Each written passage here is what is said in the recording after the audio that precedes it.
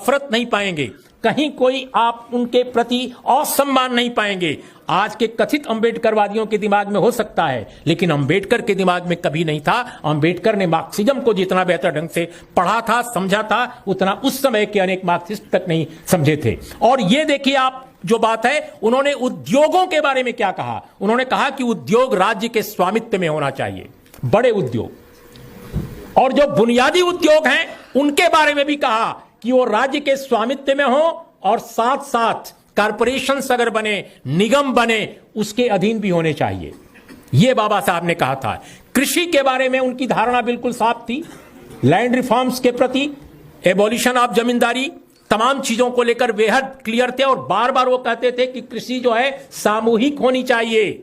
कृषि के भी एक तरह से वो पब्लिक के हाथ में करने की बात करते थे, न कि छोटे छोटे जमींदारों के हाथ में हो। और इसके अलावा जो एक बहुत महत्वपूर्ण बात उन्होंने कही, बीमा राज्य के अधीन हो, बीमा, इंश्योरेंस। तो मेरा यह कहना है कि आज जो पब्लिक सेक्टर पर इतना बड़ा अटैक हो रहा है, क्यों हो रहा है, यही मेरी अंतिम बात है, मैं कंक्लूड करने जा रहा हूं। पब्लिक सेक्टर पर आज का जो अटैक है दोस्तों, वो दरअसल भारत के दलितों, आदिवासियों, ओबीसी पर सबसे बड़ा अटैक है। मैं आपको यह बताने जा रहा हूं। आज जहां भी आप शिक्षित दलित पाएंगे, शिक्षित आदिवासी पाएंगे, अच्छी नौकरी पेशा जिंदगी गुजारने वाले लोगों को पाएंगे, आप पाएंगे कि उनके पिता माता कहीं ना कहीं सरकारी नौकरी में गए थे। उनका रास्ता बंद करने की साजिश रची जा रही है।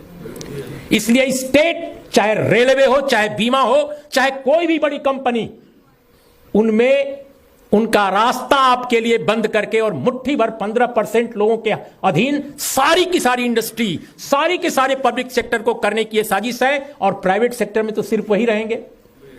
प्राइवेट सेक्टर में तो वहीं आप जाइए, नोएडा, ग्रेटर नोएडा, गुड़गांव, और कंपनियों में सर्वे करा लीजिए। जब मैं राज्यसभा टीवी में था, एक बार मैंने सर्वे करवाने की कोशिश की थी 2 कंपनियों का, ताकि पता चल सके कि क्या स्थिति। आप हैरतंगेज परिणाम निकले थे, खत्म कर रहा हूं। उसमें पता चला कि 99.7% लोग सिर्फ अपर कास्ट के हैं प्राइवेट सेक्टर में। तो बाबा साहब ने जब यह कहा था कि उद्योगों का, कृषि का, बीमा का, सबका एक तरह से स्टेट कंट्रोल में हो, तो मित्रों, दोस्तों, ये बात आज के नेताओं को कैसे नेताओं ने भुला दी है, हमारे ओबीसी के, दलित समाज के, आदिवासी समाज के, ये उनसे आपको पूछना चाहिए।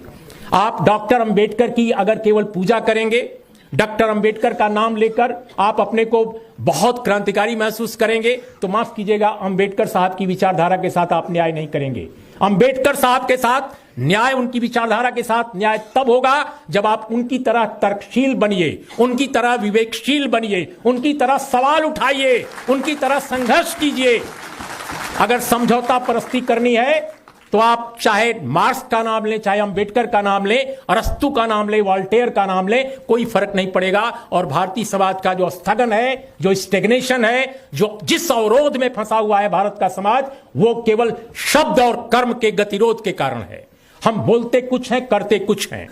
तो शब्द और कर्म का अगर भेद नहीं मिटेगा, अंबेडकरवाद क्या बताता है, अंबेडकर की वैचारिकी क्या बताती है, अंबेडकर का जीवन क्या बताता है। अंबेडकर जीवन भर लड़ते रहे। उन्होंने अपनी निजी संपत्ति, अपनी निजी जायदाद, अपने निजी परिवार की चिंता नहीं की। आप जानते हैं जब उनका निधन हुआ, उनका जब परिनिर्वाण हुआ, तो उनके पास क्या रकम थी, देखिएगा, पढ़िएगा। तो मेरा यह कहना है मित्रों कि अगर आपको सचमुच ईमानदारी से लड़ना है, देखिए हम लोगों की उम्र, हम लोग 60 के पार के लोग हैं, लेकिन आपकी जनरेशन को रहना है। हमारे देश की तमाम दलित, आदिवासी, बहुजन समाज पर यह अत्याचारों का दौर अगर यूं ही जारी रहा तो यकीन कीजिए हम लोग 1947 से भी बहुत बुरी स्थिति में पहुंच जाएंगे, उसके पहले के दौर से भी पीछे चले जाएंगे। इसलिए मैं कहता हूं ये पुष्यमित्र शुंग की वापसी हुई है। आज का दौर पुष्यमित्र शुंग की वापसी का दौर है। अगर पुष्यमित्र शुंग की वापसी को आप नहीं रोकते तो यकीनन आपका वजूद खत्म हो जाएगा और आप केवल नाम लेते रह जाएंगे महापुरुषों का, नेताओं का, लेकिन उनकी विचारधारा के साथ आप अन्याय करेंगे। नमस्कार, आदाब, सत श्री अकाल, जय भीम। बहुजन समाज से जुड़ी हर खबर को देखने के लिए बहुजन टीवी को लाइक कीजिए, सब्सक्राइब कीजिए और शेयर कीजिए।